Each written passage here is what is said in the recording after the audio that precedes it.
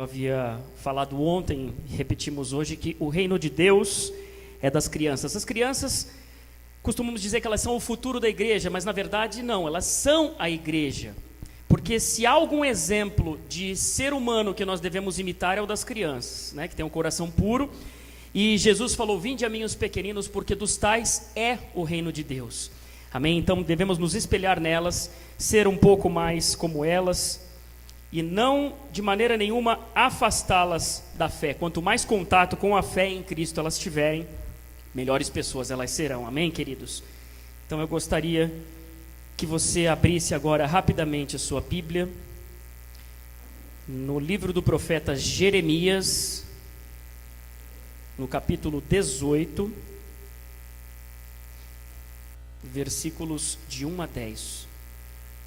Nós vamos ler Jeremias, capítulo 18, versículos de 1 a 10.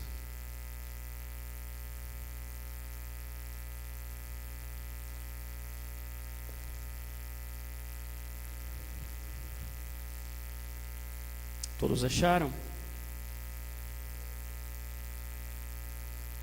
Diz assim a palavra do Senhor: esta é a palavra que veio a Jeremias da parte do Senhor.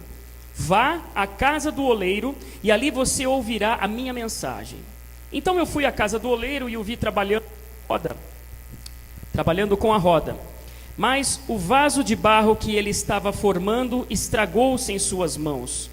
E ele o refez, moldando outro vaso de acordo com a sua vontade. Então o Senhor dirigiu-me a palavra: ó comunidade de Israel, será que eu não posso fazer com vocês assim como fez o oleiro? Pergunta o Senhor. Como barro nas mãos do oleiro, assim são vocês nas minhas mãos, ó comunidade de Israel. Se em algum momento eu decretar que uma nação ou reino seja arrancado, despedaçado e arruinado, e esta nação que eu advertir converter-se da sua perversidade, então eu me arrependerei e não trarei sobre ela a desgraça que eu tinha planejado. E noutra ocasião, se eu decretar que uma nação ou reino seja edificado e plantado, e se ele fizer o que eu reprovo e não me obedecer, então me arrependerei do bem que eu pretendia fazer em favor dele. Até aí, queridos, louvado seja Deus por sua palavra. Eu gostaria de ter um momento de oração com você, antes de começarmos a explanação da palavra de Deus. Pai querido, muito obrigado, Senhor, por estarmos aqui reunidos em Teu nome nessa noite. Obrigado pela Tua palavra que nós lemos aqui, Senhor. Sabemos que ela é poder para transformar as nossas vidas. Mas, Senhor, abençoa, Senhor, esta ministração, Jesus. Abre os nossos olhos e ouvidos espirituais e que possamos estar, Senhor, atentos àquilo que o Senhor está nos falando. E que saiamos daqui cheios da Tua glória em nome de Jesus. Amém, queridos. Queridos, Jeremias recebeu uma palavra do Senhor Deus. Deveria se dirigir à casa do oleiro. O oleiro, como muitos sabem, é um profissional artesão que faz utensílios de barro, como vasos, colheres, panelas, tijolos esses que a gente tem aqui, por exemplo, são feitos em olarias. Ou seja, a casa do oleiro aqui, no contexto então, não era a casa do dono da olaria ou do cara que trabalhava, mas Jeremias foi chamado para a casa dele. Não. Aqui, na verdade, a casa do oleiro deveria ser então a fábrica dele. Interessante como o hebraico original desse texto diz que a palavra oleiro significa literalmente aquele que forma, aquele que dá origem, aquele que dá forma, que amolda. E o Senhor Deus mandou ele ir até a casa do oleiro, até aquela fábrica, para receber uma mensagem de Deus. Provavelmente aquele oleiro era um judeu trabalhador como outro qualquer. Não, o profeta aqui era Jeremias, não era o oleiro. Mas Deus usa todas as situações para falar conosco. Ele usa pessoas, ele usa circunstâncias, ele usa inclusive um simples artesão de barro. É isso que ele fez. Deus mandou ele ir até lá. E Deus é soberano. Ele fala conosco da forma como que ele quiser. E com Jeremias mandou ele para aquela fábrica, né, de barro, de cerâmica, para ver o que Deus tinha para falar com ele. Nessa noite ele já está falando conosco desde os momentos dos louvores, desde o momento em que nós pisamos aqui, mas Ele vai continuar falando através da exposição da sua palavra, amém? Eu creio que o Espírito Santo já está se movendo em nossos corações, em nosso meio, e quando expomos a palavra de Deus, ela se torna aplicável para a nossa vida, e nós também expomos a nossa vida diante da palavra de Deus, para que sejamos confrontados também por ela. Jeremias aqui então nesse texto ele conta que o vaso de barro que o oleiro estava fazendo acabou se estragando.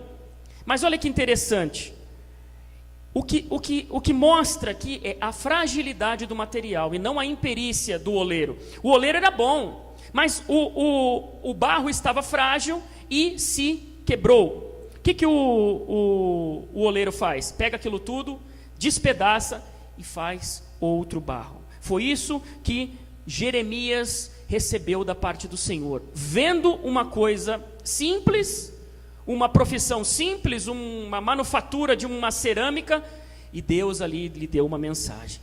Queridos, assim deve ser a nossa vida nas mãos de Deus, amém? Eu e você, nós somos barro. Nós viemos da onde? Nós viemos do pó. Se você vê a constituição do nosso corpo, você vai encontrar zinco, ferro, manganês. Se você olhar para o pó da terra de onde Adão foi formado, você vai encontrar exatamente a mesma coisa. Cientistas desse tempo, umas semanas atrás, meses atrás, descobriram, olha só, né? Descobriram que muito provavelmente a origem da vida deve estar no barro. Mas a palavra de Deus já nos diz isso há muitos e muitos e muitos anos. Amém? Mais uma prova de que ciência e a fé cristã não se contradizem. Simplesmente elas caminham paralelamente. Quando uma tenta desdizer a outra, pode ter certeza que alguma coisa está errada, porque Deus criou todas as coisas, amém, queridos? Então, talvez Ele esteja falando com você, nas nossas vidas é exatamente assim, nós somos barro, nós somos pó, nós somos frágeis, devemos ser tratáveis, modeláveis. Muitas vezes nós somos modelados pelas dificuldades da vida. Muitas vezes nós somos modelados pelos maus exemplos que nos cercam. Nós vemos coisas e seguimos aquele mesmo rumo, até o momento onde nós somos quebrados e refeitos novamente. Da mesma forma com que aquele oleiro refez o vaso, o Senhor pode transformar a tua vida nessa noite, querido, porque não há nada que Deus não possa fazer. Talvez você se pergunte, nossa, mas eu nasci assim, eu cresci assim em meio a tanta coisa errada, eu jamais conseguirei ser alguém na vida. A palavra de Deus nos mostra exatamente o contrário. Deus transforma pessoas, transforma circunstâncias. Isaías tinha uma fragilidade, e Jeremias tinha outra fragilidade, Jonas tinha outra fragilidade. Veja, os 12 apóstolos de Jesus. Mateus era um cobrador de impostos, odiado. Pedro era um simples pescador. Tomé era um cara que andava com Jesus e não acreditava, só acreditava vendo, não acreditava nas coisas. E você vê, a vida deles foi transformada pelo Mestre, e eles perpetuaram aí uma obra grandiosa, de 12 caras improváveis. Deus fez a sua obra, e hoje nós estamos aqui pregando, porque um daqueles 12 apóstolos se instalou em algum país, e aquela palavra entrou no nosso coração de geração em geração. Amém, queridos? O Evangelho não falha, o Evangelho é poder. O pastor Pedro estava falando exatamente sobre isso ontem aqui. Foi uma bênção. Nós já estamos editando, deve ir para o YouTube hoje ou amanhã. Então, se você não veio, você não perca a oportunidade de desfrutar a palavra que nós ouvimos ontem. E nessa noite nós vamos falar sobre algumas coisas que o Senhor deseja quebrar em nós. Muitas vezes Ele espera uma atitude nossa, outras vezes não. Costumamos dizer que o sujeito ou vem pela dor, ou vem pelo amor. Ou seja, quando nós damos o primeiro passo, é muito melhor. Quando nós nos abrimos para uma nova experiência com Deus, esse é o melhor caminho, é o plano A de Deus. Mas, queridos, sujeito também pode vir pela dor. E muitas vezes Deus vai quebrar esse vaso na marra para que aprenda, em nome de Jesus. Eu creio que o desejo de Deus seja nos orientar para que sejamos ovelhas obedientes, amém? É muito melhor virmos pelo amor. Jeremias diz então que no texto de Israel, diz no texto que Israel, aqui onde fala Israel, leia-se, eu e você, igreja do Senhor. Amém? Aqueles que foram transformados por Jesus. Eu e você somos como barro nas mãos do oleiro. Se ele decretar uma nação ou reino serão arruinados, e este reino se arrepender, Deus muda as circunstâncias. Amém? Isso significa que o nosso Deus é justo, é bom, é amoroso e se relaciona conosco. Amém, queridos?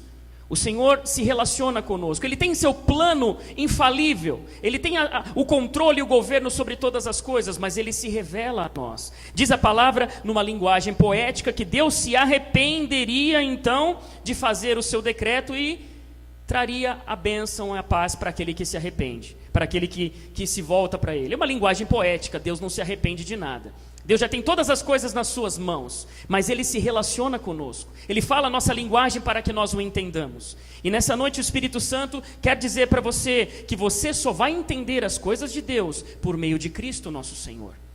Sem Cristo, Deus é um mistério. Gostei dessa frase do pastor Pedro, estou falando aqui, ainda bem que estou dando crédito para ele, né? Deus sem Jesus é um grande mistério para a humanidade. Mas aquele que aceita Cristo como seu Senhor e seu Salvador tem um relacionamento aberto com Deus, e todas as coisas são discernidas espiritualmente e podemos ter comunhão com Deus. Amém, queridos? Aleluia. Se você não tem ainda, essa talvez seja a noite de você desfrutar dessa comunhão.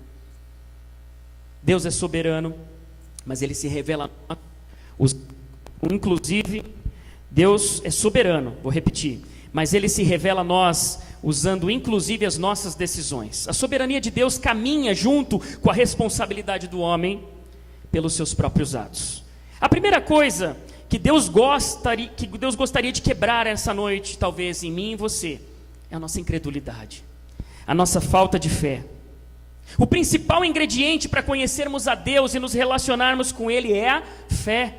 Diz o escritor aos Hebreus no capítulo 11, versículo 6, que sem fé é impossível agradar a Deus, porque aquele que se aproxima dele precisa crer que ele existe e que ele recompensa aquele que o busca, diz a palavra do Senhor. A primeira coisa que o Senhor quer arrancar na sua vida é a dúvida, é a incredulidade.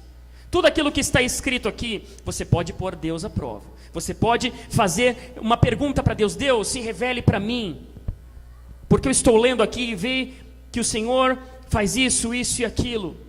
Diga isso para Deus, o Senhor vai se revelar a você. Mas com fé, querido, sem fé é impossível agradar a Deus. Uma vez eu vi nesses programas de televisão e ouvi a seguinte frase: venha para a campanha X, e se você não tem fé, venha do mesmo jeito, porque eu tenho fé por mim e por você, para acontecer o milagre. Queridos, com todo respeito, isso não está na Bíblia, isso não está na palavra de Deus. A Bíblia é clara quando ela diz que você precisa ter fé.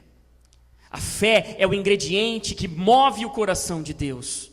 É o relacionamento com Deus, e o homem precisa ser por meio de fé. Por meio de fé nós acreditamos em Jesus Cristo, em Deus o Pai, no Santo Espírito que nos vida nova traz. Ó, quantas coisas lindas que nós cantamos, mas precisamos ter fé. Deus não se agrada com o nosso dinheiro, com a nossa casa, com o nosso carro, com absolutamente nada corruptível deste mundo. Ele se agrada com a nossa fé. E a fé também, querido, olha só que coisa interessante, a fé é um dom de Deus. Se Ele não tivesse colocado uma semente de fé nos nossos corações, nós jamais teríamos fé, inclusive para nos dirigir a Ele. John Wesley, então, ele costuma dizer isso como graça preveniente. Essa fé que Deus coloca em todas as pessoas. Mas por que nem todas as pessoas escolhem a Jesus, ou nem todas as pessoas são salvas? Porque essa fé que é colocada no coração de cada um, segundo Wesley, do qual eu tendo a achar interessante e acreditar por bíblica que é essa definição, essa graça de Deus que coloca a fé plantada no coração humano, para que então, livre, nesse pedacinho, embora o homem esteja decaído, não consiga por seu próprio meio, pelo seu próprio arbítrio, se achegar a Deus, essa fé, ainda que pequena, colocada sobre todas as pessoas no coração, é o suficiente para fazer com que ela se encontre com Jesus e escolha-o livremente. Amém, querido?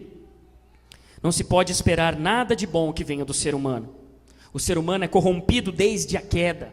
É exatamente por isso que Jeremias, no livro das suas lamentações, no capítulo 3, no versículo 22, diz que as misericórdias do Senhor são a causa de não sermos consumidos. Ou seja, querido, as misericórdias do Senhor, os irmãos estão comigo aqui, amém? As misericórdias do Senhor são a causa pelo qual eu, você e esse planeta e esse universo não caem, não desmoronam e não desaparecem. São as misericórdias do Senhor. Amém? O Senhor sustenta todas as coisas na sua mão poderosa. Deus abomina o pecado. Misericórdia no Antigo Testamento tem o mesmo sentido de graça no Novo Testamento. Quando lemos sobre a graça no Novo Testamento, lemos também sobre misericórdia no Antigo Testamento. E veja, os próprios discípulos de Cristo pediram a Ele que aumentassem a sua fé. Vemos então, querido, que se você passa por momentos difíceis, de confronto, em que você não está acreditando muito, peça para Deus, querido. Peça a Ele que aumente a sua fé, Ele vai aumentar a sua fé. Os discípulos, os apóstolos estavam andando ao lado de Jesus, viram um cego enxergar, viram um paralítico andar, viram Lázaro ressuscitar, e ainda assim falavam: Senhor, aumenta a nossa fé, porque não é suficiente. Querido, talvez nós estejamos ainda, às vezes, engatinhando, não tem problema, o Senhor tem misericórdia, peça a Ele que Ele dá de graça, sabedoria, fé, em nome de Jesus. Você não pode criar a sua fé, você não pode desenvolver a sua fé pela sua própria mente, isso é fruto de relacionamento com Deus. E a palavra de Deus diz que Jesus é o canal para esse relacionamento.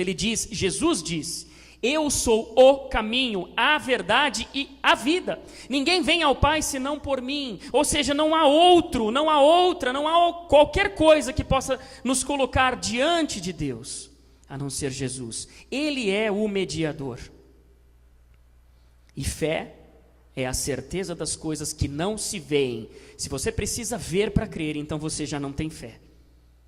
Jesus falou para Tomé, os discípulos viram Jesus ressuscitado e Tomé olhou assim meio de lado, falei: quem? Eu, hein? Sou eu, Tomé.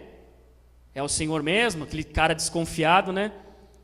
Põe a sua mão aqui, Tomé. Jesus, com toda a paciência, fala, ressuscitado, fala: Tomé, coloca as mãos aqui. Eu imagino Tomé colocando o seu dedo e saindo o dedo do outro lado nas mãos marcadas com os cravos de Jesus. E Jesus fala para ele, com todo amor, não vemos Jesus aqui bradando: seu incrédulo, seu isso, seu aquilo, não. Ele fala assim: Tomé, bem-aventurados os que não viram e creram.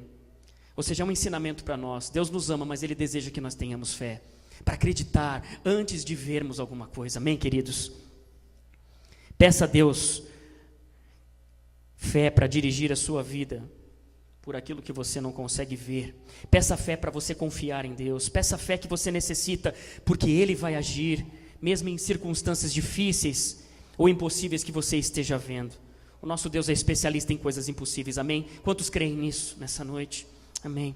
Outra coisa que Ele deseja quebrar em nós é o nosso orgulho. Um dos pecados mais difíceis de nos livrarmos é o orgulho. E eu aqui não estou falando daquele orgulho bom, da felicidade que é ver o seu filho passar no vestibular, ou ser bem sucedido na vida, ou mudar de faixa no judô, ou dar um golpe de jiu-jitsu novo aí, ou enfim. Não é esse orgulho que eu estou falando. Isso é um orgulho bom, isso é um orgulho que faz parte da vida do ser humano. O orgulho, que é um pecado que afasta o ser humano de Deus ainda mais, aquele que precede a ruína, aquele que é ruim, aquele que é pecado, é o orgulho que nós estamos falando, é a soberba. É aquele sentimentozinho que faz você se enxergar melhor do que os outros. É aquele sentimento que faz com que você se enxergue mais santo do que todos os que estão à sua volta.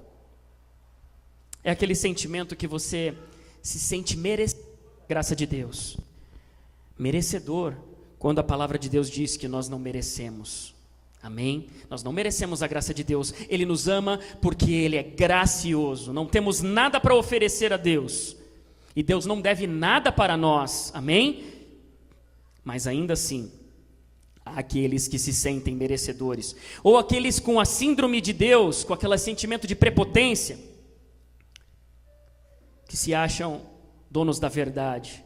Mas Paulo aos Romanos, capítulo 9, versículo 10, diz assim: mas quem é você, ó homem, para questionar a Deus?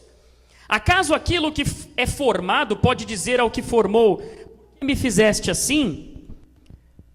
Interessante, né? Imagina estávamos falando do oleiro, né? Jeremias vai lá na casa do oleiro, você não vê o barro discutindo com o oleiro. Olha, não, eu quero que você me faça quadradinho, para eu ficar bem encaixadinho na telha, porque aquela telha é diferente. Não, coloca mais um pouquinho de massa e me assenta aí. Gente, nós não vemos, barro não discute, barro é uma coisa, barro não fala. Assim deve ser a nossa vida. E quando nós somos orgulhosos, nós estamos tentando a Deus, nós estamos dizendo para Deus: olha, você está errado, olha, não é assim que eu sou, você não me conhece. E isso é pecado, um dos pecados que Deus abomina. E geralmente pessoas orgulhosas, queridos, são quebradas por Deus como se fosse um martelo, amarteladas. O tratamento do orgulho dói, machuca, traz conflitos internos, porque o orgulho é resistido por Deus. Deus dá graça aos humildes, mas resiste ao soberbo, ao orgulhoso. E quanto mais nós estivermos petrificados no nosso orgulho, maior será a martelada de Deus em nós. Então nós devemos estar com nossos corações maleáveis. Não resista ao agir de Deus na sua vida. Tenha um coração de carne, não tenha um coração de pedra ou de gelo. Peça para Deus tratar o seu orgulho, exercite a humildade. Isso não é uma coisa bonita que eu estou falando e uma coisa utópica. Não, querido, é possível. Todo mundo tem uma pontinha de orgulho em determinada área. Peçamos a Deus que Ele nos quebre, que Ele nos trate, para que Ele não se torne uma pedra tão bruta, que a martelada venha a destroçar as nossas vidas, os nossos relacionamentos. Porque Deus trata com todos. Quanto melhor nós formos, quanto mais humildes nós formos, o tratamento de Deus vai ser mais tranquilo para a nossa vida. Amém? Porque Ele é santo, importa que nós sejamos santos como Ele é santo. Outra coisa que o Senhor talvez esteja querendo quebrar nas nossas vidas é a idolatria. Nós temos um único Deus que coexiste eternamente na pessoa do Pai, do Filho e do Espírito Santo, nenhum outro e nenhuma outra. Não é que existam vários deuses e nós tenhamos a Deus como um Deus supremo. Não é que o nosso Deus seja um Deus mais forte do que outros deuses menores. Não existe um Monte Olimpo. Isso tudo é invenção humana. A palavra de Deus diz que não há outro Deus. Todos os outros então são inexistentes, são criados pela mente do homem. E todos esses deuses falsos então são inexistentes. Mas talvez nessa noite você esteja me perguntando: puxa, mas esse pecado eu tenho certeza de que eu não cometo. Afinal, só existe um Salvador para mim, não tenho intercessão por mais ninguém, não tenho veneração por nenhum santo. Mas a idolatria, querido, vai muito mais além do que isso. E, infelizmente, eu e você idolatramos muito além do que nós imaginamos. Idolatria é adorar qualquer outra coisa ou pessoa que não seja Deus. Muitos de nós evangélicos idolatram muitos pastores famosos, super ungidos, como se somente eles estivessem perto de Deus. E todas as bobagens que eles vão dizendo, nós vamos aceitando, porque o fulano de tal disse isso, e ele é praticamente assim com Deus, ó. Muitos idolatram também aquela irmãzinha, que é a única que ora, e que tem dons de conhecimento, revelação. Isso não é um problema, isso é ótimo, a igreja deve ter pessoas assim. Nós temos aqui a querida irmã Toninha, que é uma bênção nas nossas vidas. Quantas vezes não recebi palavras de Deus que se confirmaram através da vida dela? Mas, queridos, a questão é, não dependamos disso para viver a nossa vida cristã diária. Amém?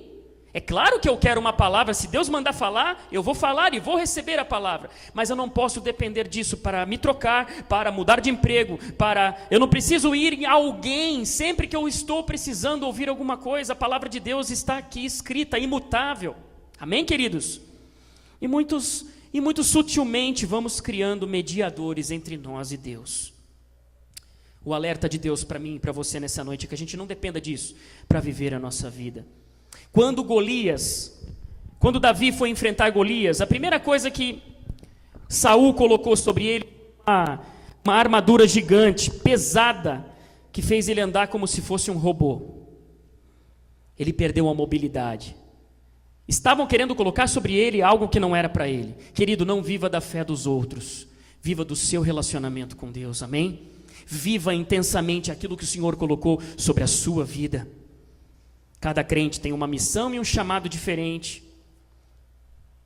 Outra coisa que é idolatria, e muitas vezes nós deixamos lá ou não nos damos muito em conta, é a avareza. Ser avarento é poder ajudar e não ajudar. É poder ser desprendido e não ser. Avareza é amor ao dinheiro, amor aos bens. É claro que eu me preocupo com o futuro da minha família. É claro que eu me preocupo com o futuro desta igreja. Como nós vamos pagar as contas, como, enfim, nós vamos pagar o aluguel e tantas outras coisas. Mas uma coisa é você fazer um planejamento, outra coisa é você amar a juntar, quando na verdade Jesus nos ensina a repartir. Amém? A graça do Evangelho é compartilhar. Aquele que tem muito, divide com o que não tem nada para que todos tenham alguma coisa. Queridos, esse é o espírito prático do Evangelho. E a avareza vai lutar contra esse sistema. A avareza luta contra o Evangelho. A avareza é um anti-evangelho. E é idolatria, porque se você prende, você faz algo e aquilo se torna um Deus na sua vida, então nós já estamos idolatrando. A palavra de Deus diz que nós não podemos servir a dois senhores. Ele estava falando de quem? Deus e as riquezas. As riquezas, elas são neutras. Ou elas são bênção, ou elas são um Deus na nossa vida. Tudo depende de como você as trata.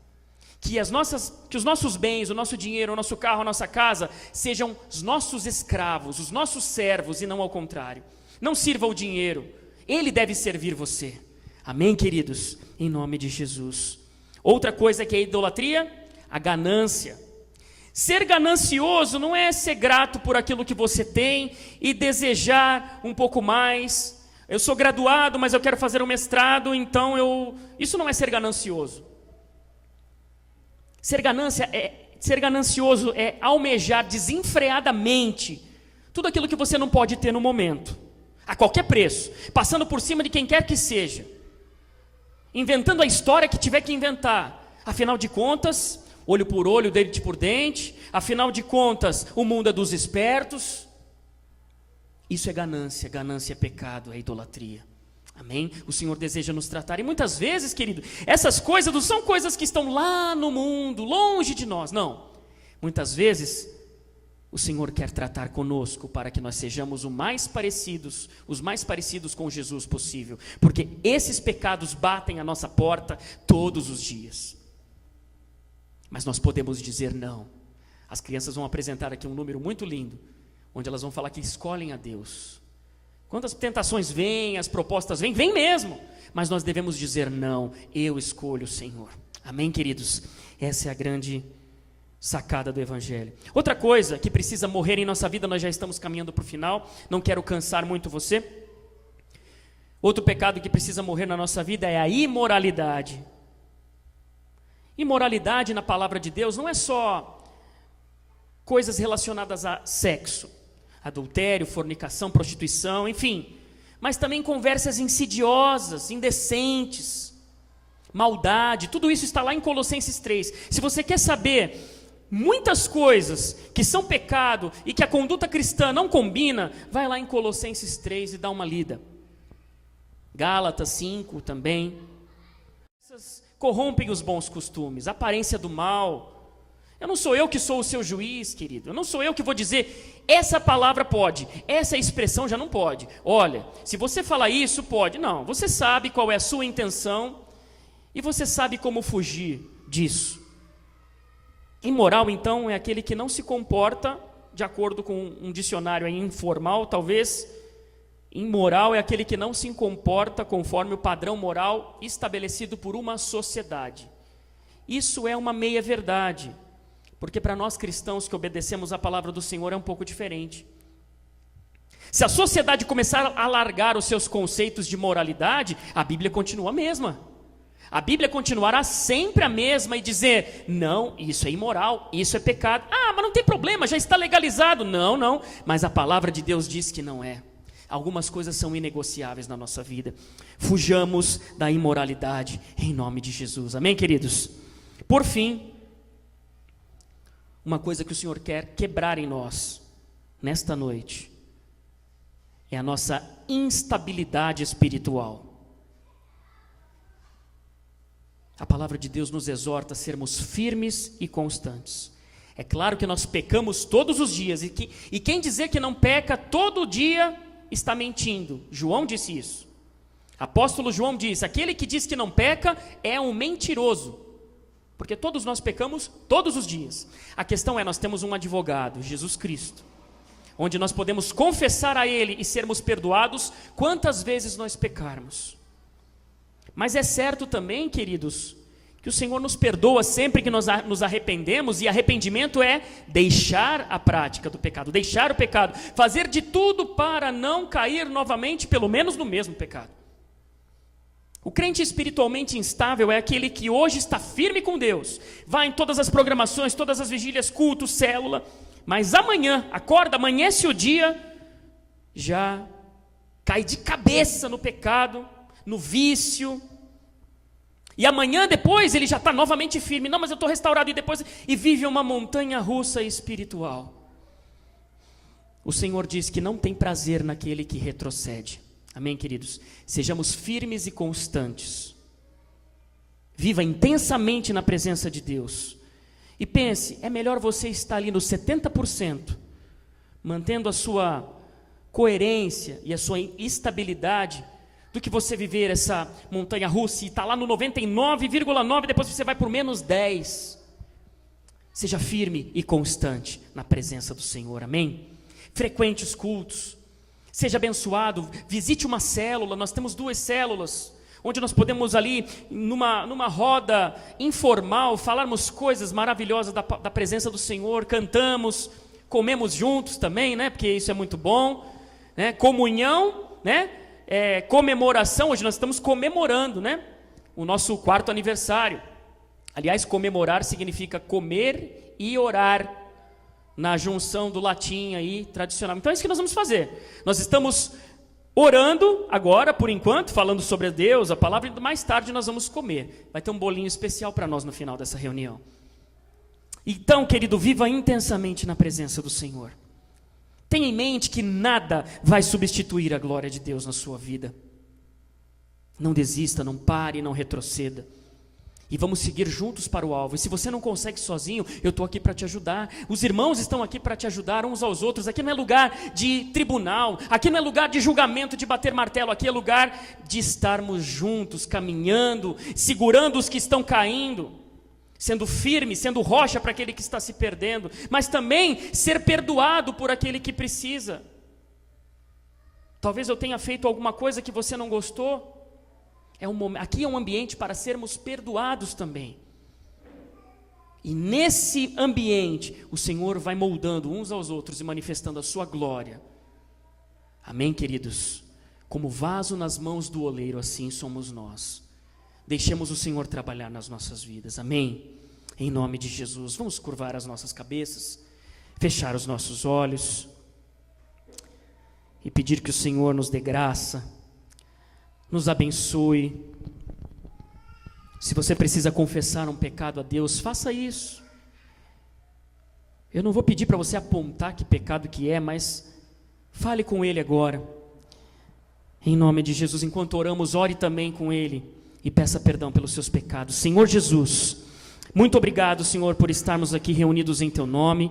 Obrigado, Senhor, porque O Senhor tem sido mais do que um amigo para nós, tem sido bênção, tem sido a fonte de todas as nossas expectativas, Senhor. E agora, Jesus, como simples barro nas tuas mãos, nós fazemos aquela oração, como aquela canção que diz: Senhor, quebra a minha vida, Senhor, faz ela de novo. Nós queremos ser um vaso novo nas tuas mãos, Jesus. Pai, perdoa os nossos pecados, as nossas falhas, as nossas fraquezas, Senhor. Não olhe para as nossas imperfeições, Pai. Sonda o nosso coração e vê se há algum caminho mau nele, mas nos guie pelo caminho eterno, Jesus. Nem nós nos conhecemos bem como o Senhor nos conhece. Nos perdoe, Jesus. Nós queremos largar o orgulho, largar a avareza, a idolatria, muitas vezes que batem a nossa porta e sorrateiramente nós caímos nessas esparrelas. Pai, nos perdoa. Queremos voltar de novo à tua casa, voltar, Jesus, à tua presença. Restaura aquele que está caído, Senhor. Restaura o lar, o casamento, Senhor. Oh, Jesus, eu não sei aquilo que os meus irmãos têm esperado do Senhor, mas eu tenho certeza de que o Senhor está aqui nessa noite para fazer muito mais do que aquilo que nós pedimos ou pensamos, porque é assim que diz a tua palavra. Muito obrigado, Senhor, em nome de Jesus. Amém e amém. Será que você pode dar uma salva de palmas ao Senhor? Louvado seja o nome do Senhor. Glória a Deus.